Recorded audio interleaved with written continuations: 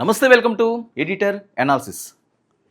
Konidela Pawan Kalyan bumper offer. ఏంటి పవన్ కళ్యాణ్ గారు ఇప్పుడు ఆఫర్ ఏంటి? 2 సంవత్సరాలు అయిపోతున్నది కదా. అంటే ఎప్పుడు కూడా జనసేనలోని పవన్ కళ్యాణ్ ఊహించిన విధంగా ట్విస్ట్లు ఇస్తుంటారు.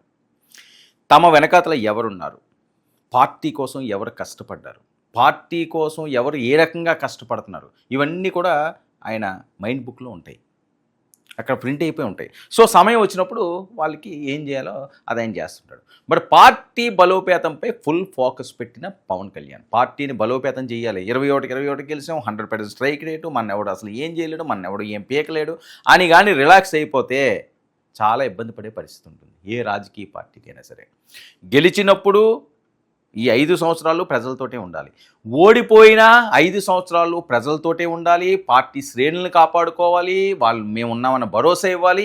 ఇది జరిగినప్పుడే సక్సెస్ అన్నది వాళ్ళు కంటిన్యూగా వాళ్ళు ఫాలో అవుతూనే ఉంటుంది. వైఫైలో వస్తుంటుంది వాళ్ళ దగ్గర సక్సెస్. అది లేదు, మనం గెలిచినప్పుడు ఒకలాగా ఉంటాం, గెలిచినప్పుడు ఒకలాగా ఉంటాం, మనకి ఏదన్నా అధికారం వస్తే ఒకలాగా ఉంటాం, అధికారం లేకపోతే ఒకలాగా ఇస్తాం, మనకి ప్లస్ అయితే ఒకలా ఉంటాం, మనకు మైనస్ అయితే ఒకలా ఉంటాం అన్న వాళ్ళు ఎక్కువ కాలం ఈ రాజకీయాల్లో నిలవలేరు. ప్రజలు ఖచ్చితంగా గమనిస్తారు. మరి పార్టీలో ఎవరు ఎలా పనిచేస్తున్నారు అన్నది క్లోజ్గా మానిటర్ చేస్తున్నాడండి ఆయన. ఉప ముఖ్యమంత్రిగా బాధ్యతలు నిర్వహిస్తూనే పార్టీపై పూర్తి దృష్టి పెట్టిన పవన్ కళ్యాణ్ గతంతో పోలిస్తే క్యాడర్లో ఊపు తగ్గిందని గుర్తింపు. ఖచ్చితంగా గతంలో చూసుకుంటే పవన్ కళ్యాణ్కి అయితే కొద్దిగా ఊపు తగ్గిందని చెప్పొచ్చు. ఎందుకంటే అధికారం లేనప్పుడు ఆయన ఉన్న పరిస్థితి, అధికారం చాలా ఇబ్బంది పడ్డాడు, ఆయన గెలలేని పరిస్థితి, 2 చోట్ల ఓడిపోయిన పరిస్థితి. ఇలాంటి సిచ్యువేషన్ నుంచి ఆయన మెట్టు ఎక్కుకుంటా ఈరోజు 100% స్ట్రైక్ రేట్ తోటి తొడగొట్టాడు, మీసం మెలేశాడు. సో ఇలాంటి టైంలో క్యాడర్ని దూరం అవుతున్నాడు. ఒకప్పుడు పవన్ కళ్యాణ్ గారు ఏంటంటే క్యాడర్కి దగ్గరగా ఉండేవారు. ఇప్పుడు పవర్ లేనప్పుడు పరిస్థితి వేరు. ఇప్పుడు ఎమ్మెల్యే ఉన్నాడు అనుకోండి, ఎమ్మెల్యే దగ్గరికి వెళ్ళడం చాలా కష్టం అవుతుంది. మంత్రి అనుకోండి ఇంకా కష్టం అవుతుంది, ఉప ముఖ్యమంత్రి అనుకోండి ఇంకా కష్టం, సీఎం అనుకోండి ఇంకా కష్టం. ఒకప్పుడు చంద్రబాబు నాయుడు గారిని కలాలి అంటే టీడీపీ ఆఫీస్కి వెళ్ళిపోతే సరిపోయేది. ఎవరితోటో చెప్పించి బాబు గారిని కలాలి అంటే టీడీపీ శ్రేణులు ఉన్నాడు, ఏ ప్రాంతం నుంచి వచ్చినాడు, 1 నిమిషమో 2 నిమిషాలు ఖచ్చితంగా ఆయన మాట్లాడేవాడు. ఎందుకంటే వేరే యావిగేషన్స్ లేదు, ప్రభుత్వం మీద వాళ్ళు దృష్టి పెట్టాల్సిన అవసరం లేదు. ఏ రకంగా పార్టీని బలోపేతం చేసుకోవాలి, ఏ రకంగా అధికారంలోకి రావాలి, ఇది మాత్రమే వ్యూహాలు ఉంటాయి. ఆ వ్యూహాలు అందరితో పంచుకునే పరిస్థితి ఉంటుంది. ఇప్పుడు అధికారంలోకి వచ్చిన తర్వాత సీఎంకి ఎన్నో పనులు ఉంటాయి, ఉప ముఖ్యమంత్రికి ఎన్నో పనులు ఉంటాయి, మినిస్టర్కి ఎన్నో పనులు ఉంటాయి, ఎమ్మెల్యేకి ఎన్నో పనులు ఉంటాయి. ఎక్స్కి ఇప్పుడు ప్రజెంట్ ఉన్న వాళ్ళకి ఆ డిఫరెన్స్ మీరు చూడండి. ఎమ్మెల్యే ప్రతిరోజు 100 మంది 200 మంది ఉంటారు ఆయన లేచేసరికల్లా సుప్రభాతం చెప్పడానికి.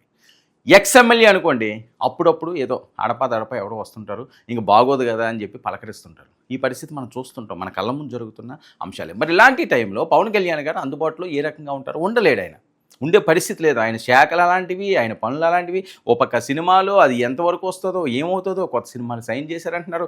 ఆయన తల మీద చాలా బరువులు ఉన్నాయండి, అవన్నీ కూడా దించుకుంటే పరిస్థితి లేదు. అవన్నీ కూడా దించేస్తే పార్టీ మరింత వీక్ అయిపోద్ది. సో వాటిని మెయింటైన్ చేసుకుంటేనే ఆ వెయిట్ని వీళ్ళందరితోటి సమానంగా ఉండాలి. సో ఈయన గమనించాడు.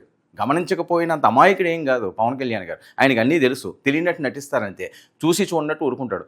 ఎవరెవరు రిపోర్ట్లు ఇచ్చినా సరే అందులో ఏది ఫేకు ఏది ఫెయిర్ అన్నది ఆయన ఇట్టే కనిపెట్టేస్తారట. సో ఇలాంటి టైంలో పార్టీకి అంతకు దూరంగా ఉన్నది. మరి జన సైనికుల్లో చాలామంది మౌనంగా ఉన్న పరిస్థితి ఈ మధ్యకాలంలో మనం చూస్తున్నాం. అధికారంలోకి వస్తే పదవులు వస్తాయని ఆశించిన వారికి నిరాశ కలిగిందని వాళ్ళందరూ కూడా సైలెంట్ అయిపోయారు. ఎందుకులే 2 సంవత్సరాలు మనం ఉన్నాం, మనకేమీ లేదని. కానీ అందరికీ పదవులు ఇచ్చే పరిస్థితి ఉండదు, అది ఆలోచించుకోవాలి. ఇప్పుడు 100 మంది ఉన్నారనుకోండి, 100 మంది అవుతుంది సరే, ఎక్కడ దాకా ఎందుకు క్రికెట్ టీం ఉన్నది, 15 మందిని తీసుకుంటారు. 15 మంది ఆడతారా? మేము 15 మందిని తీసుకుందామండి, మాకు 15 మంది మేము బ్యాటింగ్ చేస్తాము, 15 మంది మేము బౌలింగ్ చేస్తామంటే అలాగ అవ్వదు. 11 మందే ఆడాలి, నువ్వు ఎంతమందినైనా పెట్టుకో, వాళ్ళందరూ కూడా కూర్చోవాలి. ఇది కూడా అంతే, రాజకీయాలు కూడా అంతే. నీకు ఎంతవరకు ఇవ్వాలో, ఎంతవరకు అక్కడ అవకాశం ఉందో అంతవరకే నీకు దక్కుతుంది. అది కాదు నాకు ఇదే కావాలి, మేము ఎంతమంది ఉన్నాం, మాకు ఎంతమందికి ఇది ఇవ్వండి అంటే అవ్వదు. అదే పరిస్థితి. సరే, పొత్తు ధరం వల్ల జనసేనకు పరిమిత వాటా మాత్రమే లభించింది, అది అందరూ గమనించాల్సింది. మరి ఆశావహులు ఎక్కువగా ఉండడంతో అందరికీ అవకాశాలు రాలేదు, రావు కూడా. మరి ద్వితీయ తృతీయ శ్రేణి నేతల్లో రోజు రోజుకి నిరుత్సాహం పెరిగిపోయింది. 2 సంవత్సరాలు అయిపోయినా మనం ఏంటి, ప్రభుత్వంలో లేనప్పుడు అలాగే ఉన్నాం, ప్రభుత్వం వచ్చినప్పుడు కూడా ఇలాగే ఉంటున్నాం, ఇంక మనం చేసి ఏం చేయాలి, జెండా మొయ్యి అని చెప్పి చాలామంది అసహనాన్ని బయటికి వ్యక్తం చేయకపోయినా లోపల మాత్రం కుమిలిపోతున్నారు. మరి జనసేనకు త్వరలోనే కీలక పదవులు చంద్రబాబు నాయుడు గారితో పవన్ కళ్యాణ్ గారు మాట్లాడారండి. మా పార్టీ పరిస్థితి మీకు తెలుసు చంద్రబాబు గారు. ఖచ్చితంగా చాలామందికి చేయాల్సిన అవసరం వస్తుంది. మాకు ఎంత రేషియోయే ఉన్నది, ఈ పర్సెంటేజ్ ఇవ్వాలంటే చాలా ఇబ్బంది పడుతున్నారు వాళ్ళందరూని. చిన్న వాళ్ళందరూ, చిన్న స్థాయి వాళ్ళందరూ వాళ్ళు ఎక్కువగా ఆశలు పెట్టుకున్నారు. వాళ్ళ ఆశలు నేను అడిగి అసలు చెయ్యలేను అని చెప్పి ఆయనతో మాట్లాడాడు. మరి పార్టీ పదవులు అలాగే ప్రభుత్వంలో కొన్ని కీలక పదవులు ఇస్తామని చెప్పి చంద్రబాబు నాయుడు గారు హామీ ఇచ్చారండి. మరి ఇక స్థానిక ఎన్నికల్లో జనసేనకు కీలక వాటా ఇవ్వడానికి కూడా రంగం సిద్ధం చేశారు. ఎందుకంటే స్థానిక ఎన్నికలు వచ్చినాయి అనుకోండి, జనసేన కొద్దిగా ఎక్కువ సీట్లు ఇచ్చిలో ఉంటే వాళ్ళకి చాలామందికి పదవులు వస్తాయి. సో ఆ రకంగా కూడా అది ఫిల్ చేయడానికి చూస్తున్నారు. మరి కష్టపడి పనిచేసిన వారికి గుర్తింపు ఇవ్వాలని నిర్ణయం చేసినట్టు సభ్యత్వ కార్యక్రమాలకు ప్రధాన ప్రాధాన్యత ఇస్తున్నారండి. 26 నుంచి సభ్యత్వ కార్యక్రమాలు ఉన్నాయి, దాన్ని ప్రధానంగా ఫోకస్ పెట్టారు. మరి సభ్యత్వ లక్ష్యాలు సాధించిన వారికి పదవులు ఇవ్వాలని పవన్ ప్లాన్.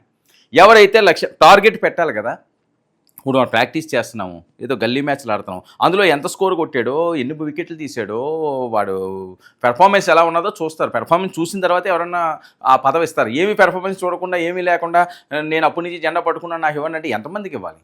మరి పదవుల రేసులో కీలక నేతల పేర్లు కూడా ఉన్నట్లుగా తెలుస్తున్నది. మరి ఆ సభ్యత్వం ఏ రకంగా చేస్తారన్నది గట్టిగా వినిపిస్తున్న పేర్లు ఒకటి రాయపాటి అరుణ, అలాగే కీర్తన లాంటి పేర్లు వినిపిస్తున్నాయి.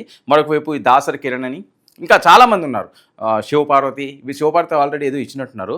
మరి పార్టీ తరపున బలంగా గొంతు వినిపిస్తున్న వీర మహిళలకు ఈసారి పక్కా ఛాన్స్ ఇవ్వడానికి రంగం సిద్ధం చేస్తున్నారు. మరి పదవుల్లో న్యాయం చేసి కేడర్లో మళ్ళీ ఉత్సాహం తీసుకురావడమే లక్ష్యంగా ఉందా?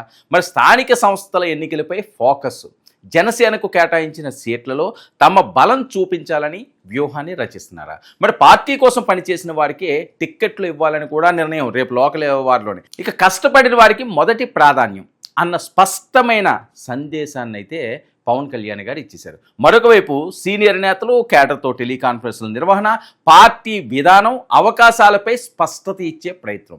మరి కేడర్ మళ్ళీ యాక్టివ్ అవుతున్న సంకేతాలు స్పష్టంగా కనిపిస్తున్నాయి. మార్చి 14న జనసేన ఆవిర్భావ సభ నాటికి పార్టీని యాక్టివ్ చేయాలన్న ప్రధాన లక్ష్యం.